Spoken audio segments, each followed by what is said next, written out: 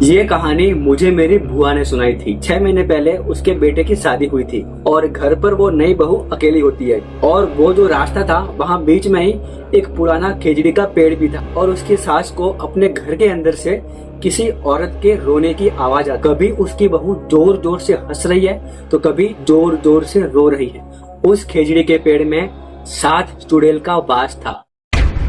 ये कहानी मुझे मेरी बुआ ने सुनाई थी। आज से लगभग 15 साल पहले की बात है। मेरी बुआ के घर के सामने एक बुढ़िया रहती थी और 6 महीने पहले उसके बेटे की शादी हुई थी। अब नई बहू घर आई थी जिसका नाम उमिया होता है, लेकिन उसकी आदत थी कि वो इत्र बहुत लगाती थी।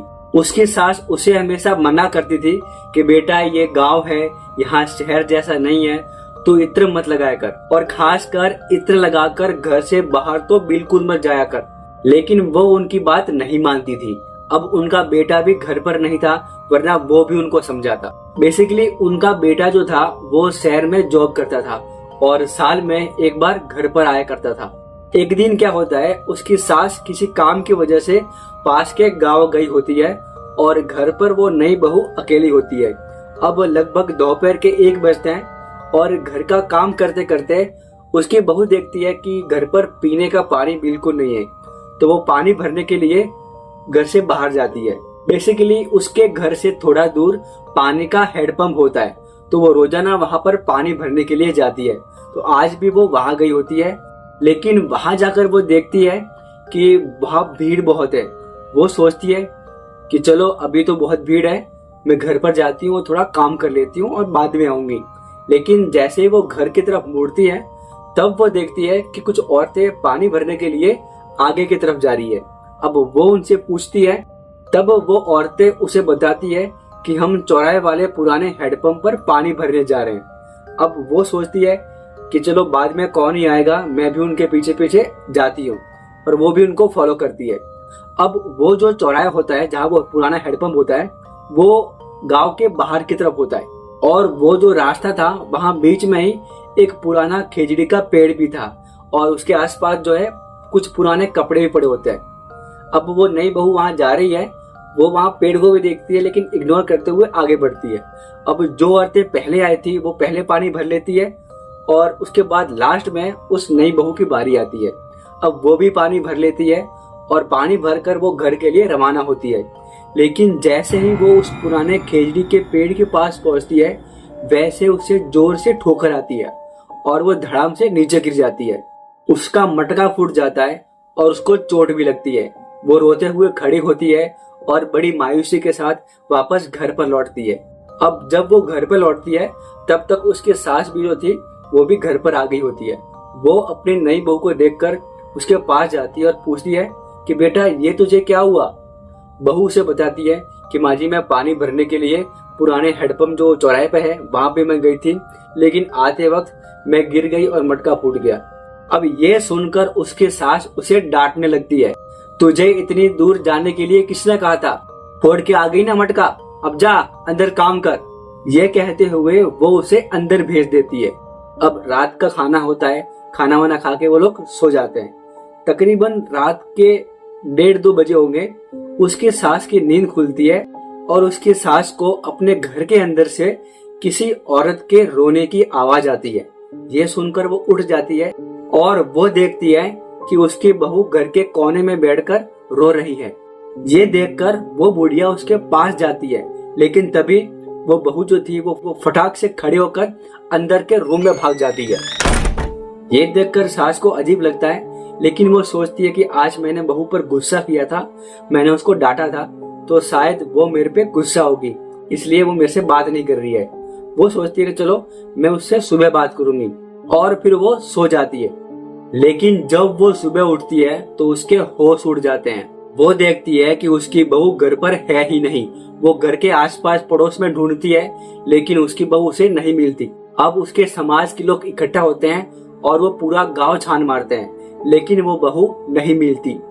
लेकिन तभी एक छोटा बच्चा भागकर उस बुढ़िया के पास आता है और वो उनसे कहता है, दादी मैंने उमिया काकी को नदी के पास वाले पीपल के पेड़ पर झूला खाते देखा है।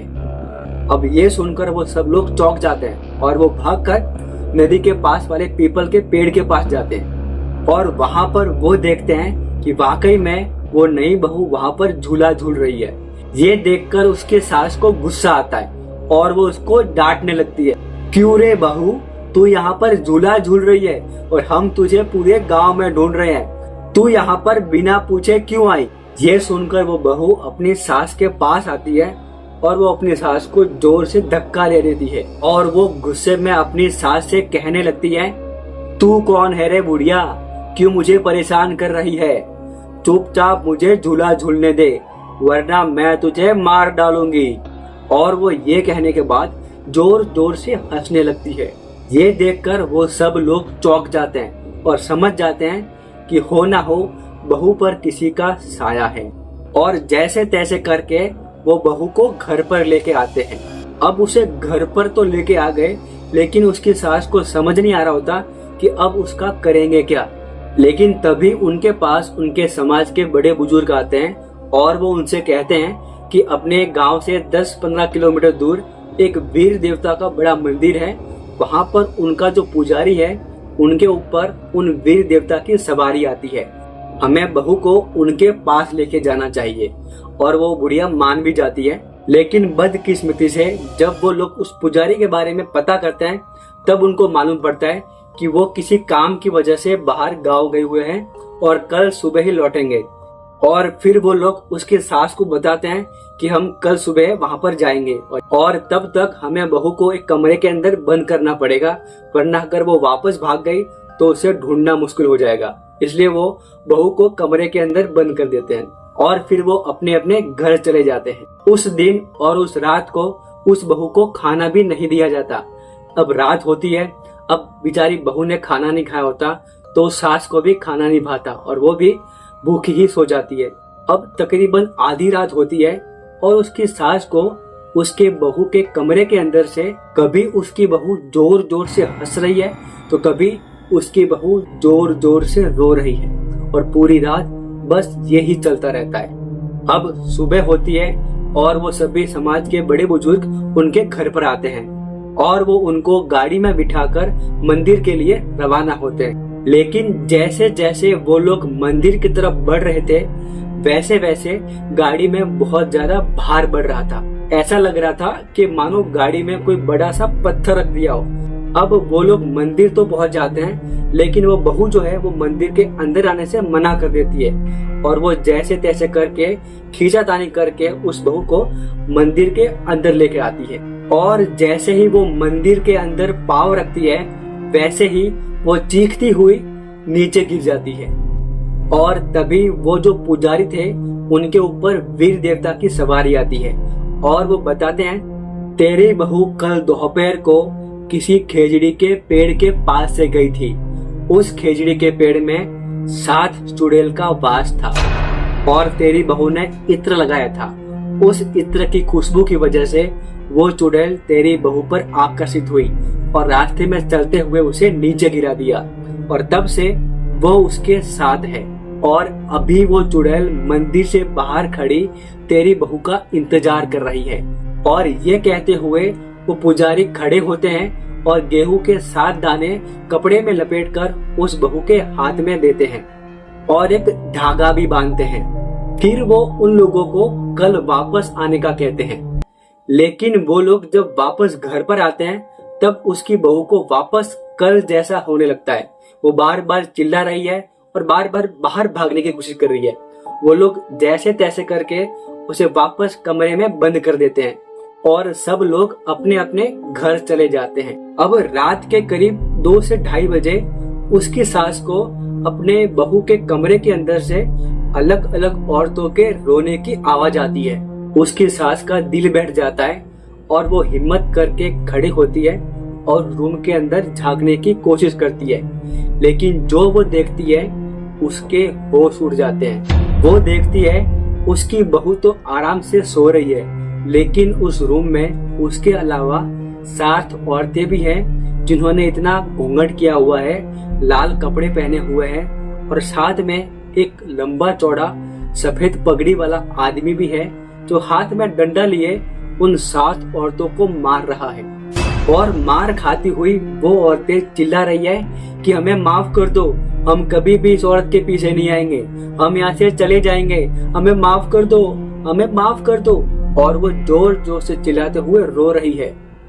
अब सुबह होती है, वो सब लोग उनके घर पर आते हैं और वो दरवाजा खोलते हैं, बहू को बाहर निकालते हैं। अब वो बहू एकदम नॉर्मल है, वो नहा धो के तैयार होती है और फिर वो सब लोग मंदिर के लिए निकल जाते हैं। वहां पर जाने के बाद उसकी सास ने जो रात को देखा था वो सब उस पुजारी को बताती है और फिर वो पुजारी उनको बताते हैं कि वो जो 7 औरतें थी ना, वो 7 चुड़ैल थी और जो सफेद कपड़े वाला, सफेद पगड़ी वाला जो आदमी था वो कोई और नहीं, वीर देवता थे।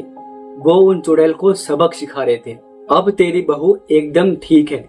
और फिर वो उनको घर भेज देते हैं। तो गाइस, ये थी आज की हॉरर स्टोरी। आई होप आपको अच्छी लगी होगी। सो प्लीज वीडियो को लाइक कर दो, चैनल को सब्सक्राइब कर दो। मिलते हैं अपने नेक्स्ट हॉरर स्टोरी में। तब तक के लिए बाय बाय।